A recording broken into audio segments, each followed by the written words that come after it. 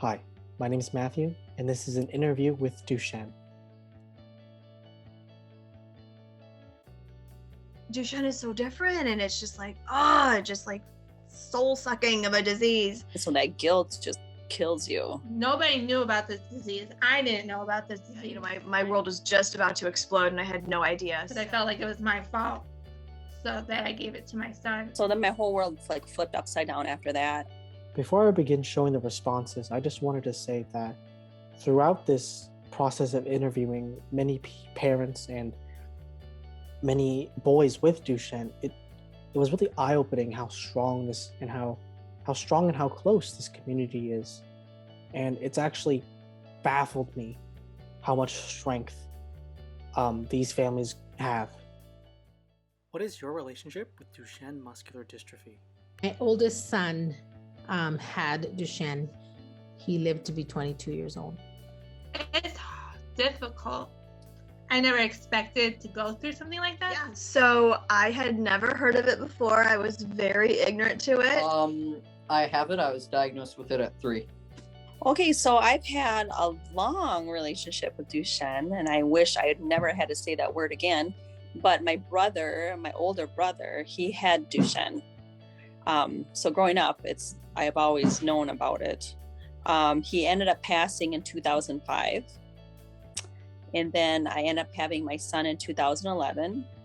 And then in 2015, we received news, the confirmation, the diagnosis that my son has Duchenne as well. So I'm carrier. Can you describe who you are or who your son is / was? Yeah. Oh, Daniel was fun. Daniel was a lot of fun. He was very to himself. He was very shy. He didn't like the attention of people, but he was very quick, very witty, and he was very, he was smart for as far as he could. I mean, I just recently, before he passed, heard him talk to another adult, and it was like, wow, who is this kid? He was like an adult. And it hit me. But he was very active. He helped a lot at church.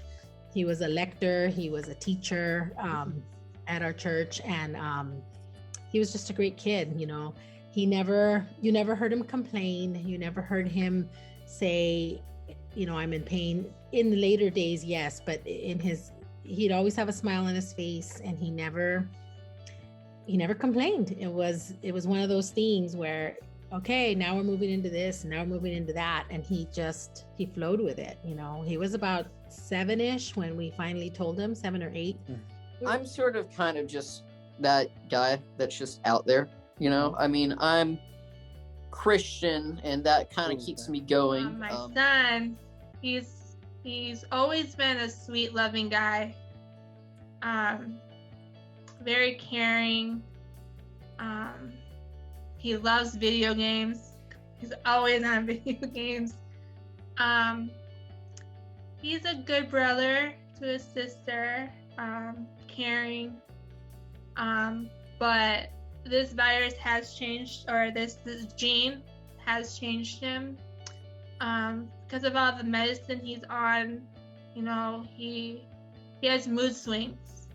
He has outbursts. Jackson's favorite thing is to cook. So we just made a new recipe. I'm the only one in, I guess my whole family line, however big or however small it is, that has Duchenne. But the majority of the time, I kind of remember just to be another person out there, and don't let muscular dystrophy make me a victim, It's like everyone describes him. He's really quiet. He's like a little old man. But his biggest love in life starts just basically with animals. Like, he is the biggest animal lover that ever. The kid could tell you everything and anything about Star Wars, anything and everything about any superhero. He was into comics, like old comics and new comics. He was just into that. Batman was his superhero of choice, but that was his passion. And history. Like, he could tell you anything about history without blinking an eye. I'd have to read and look it up. He would know it. He was just really good at it. But his favorites were watching movies, playing video games. What problems have you faced? It's mentally taxing on you, because you want to be that top mom. Like, I knew something was wrong with him, but the thing is, no one wanted to believe me. So every doctor that ever looked at Tyler, every time I brought him into urgent care, every pediatrician, everyone, I asked everybody for 3.5 years. I asked everyone, and everyone would pass me off and say, no, you're crazy. He's fine. We could tell. Can you describe how you felt when you heard the diagnosis? I guess at 3, I kind of just knew, okay, I'm a little slower than these other guys, but whatever. It kind of was like 7 before I really just knew the term. I'm not really in a good mood because I just found out I'm kind of dying. He was diagnosed at age 8. He just turned 9. Very hard. Like, the fact is that I did my research before he was diagnosed. So I felt like he did have this. So I cried many nights before he was diagnosed because I had this fear that I was losing my son. 1 week before he turned 4 years old, they called and said we had a positive diagnosis for Duchenne muscular dystrophy. And for me, like, I'd never even heard of it. So I remember writing it down and I spelled it wrong. And I was like, what are you talking about? And I've never heard of this. And, you know, that was my, like, boom, like right into the Duchenne world. Their dad took it harder than me when he got the results. But when I heard the diagnosis, it was hard. I mean, we had taken him to get tested because he tippy-toed, and you know, all those pre-signs we had no awareness of what it was. And I remember he was tested like in December, and they told me, oh, you won't hear from us till like June. It's a 6-month process, and you know, so I had no idea that in the middle of March, you know, when the doctor called, he called me and he's like, I have bad news. It's Duchenne, and it's the more aggressive. You know, he has Duchenne. There's Becker and Duchenne. He's like, and it's the more aggressive. And I was like, oh my gosh, what do I do? I remember letting them in the house and saying, oh, you guys can watch a movie, so I can run upstairs and have a moment, call my husband, called one of my sisters, and they came, and then my sister came and took them to the movie so my husband and I could have a few minutes to process what was just thrown at us. And then, how has Duchenne changed your life? Kind of got me to accept my own mortality. it's a long road, I guess. It's scary. I still have a hard time with it, but it's taking a toll on me. But I have to be strong for my son. So I think it's changed me in that I know now what profound love is. I know what it is to give fully of yourself to somebody who needs you, you know, more than just, oh, you need a number, here's the phone number that I can give to someone. I mean, he was my everything. I did everything that my life revolved around was him. You know, these last 4 months have been tough because I'm twiddling my thumbs. I don't really know what to do with myself, you know, because he's not part of it right now. But that first year was such a struggle because it's this, you know, chronic terminal illness, and you're wondering, like, how do I cope through this? So I began a website called Joy and Jackson's Journey, just to like start trying to find other people and connecting, and like, I can't be the only one that feels this way, and writing about the challenges of what this is. And I've done that for, I'm terrible at math, so I started when he was like 5. He's 12, almost 13. So whatever those many years are, I've been doing it.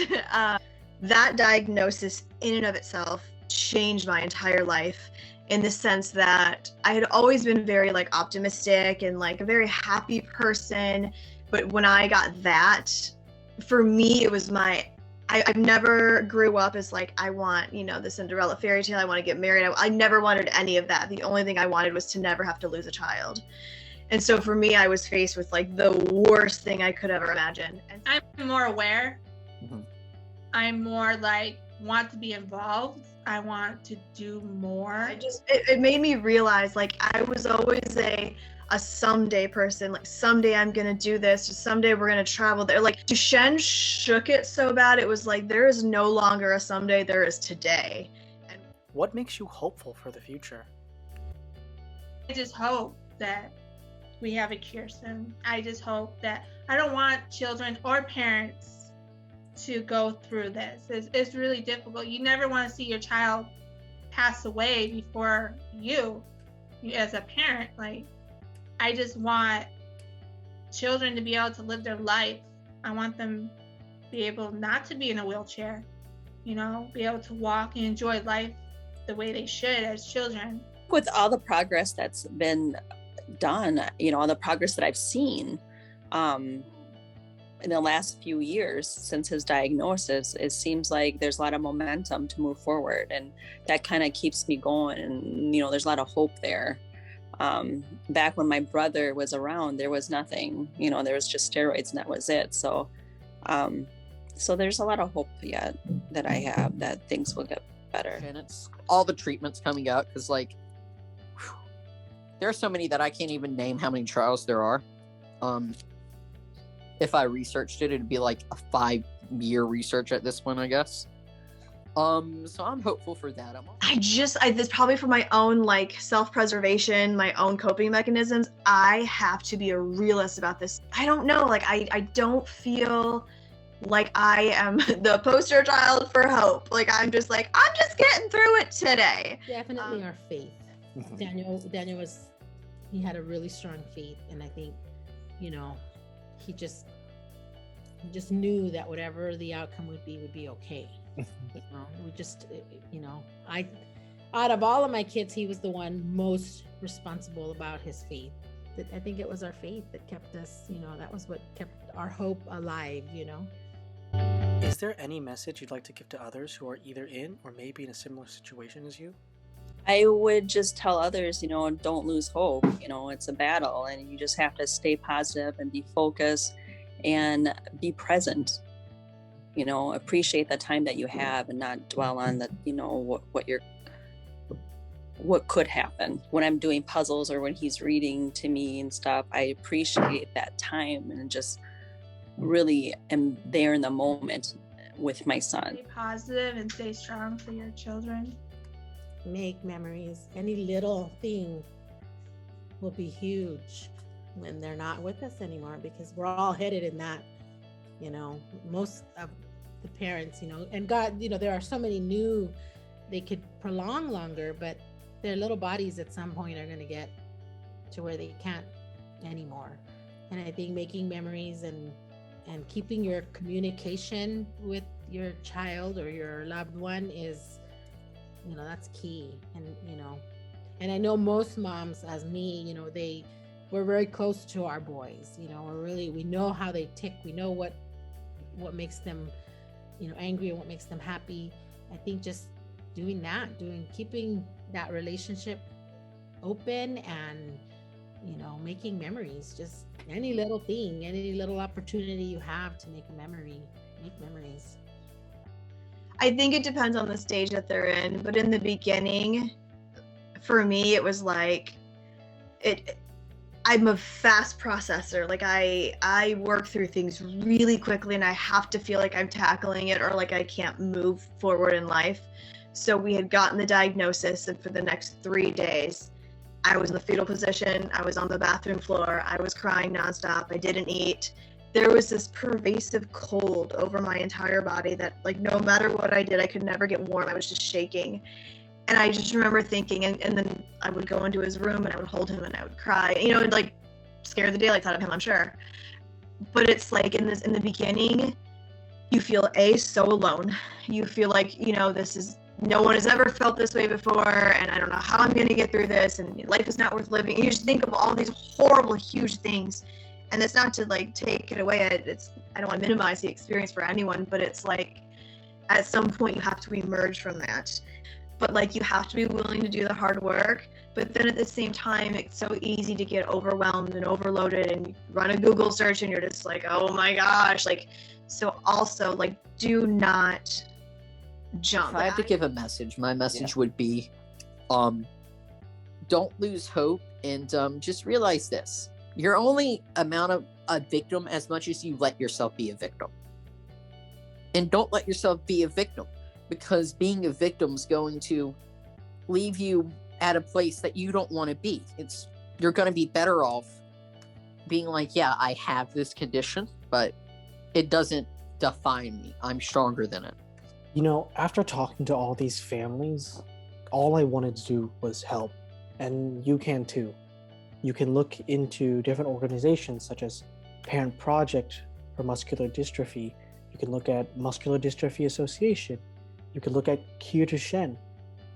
And another one would be Coalition Duchenne. But who's better to tell you about that than the founder herself, Catherine Soria? Hello, my name is Catherine Jaya Soria, and I'm the founder of Coalition Duchenne and the director of the documentary Dusty's Trail Summit of Borneo.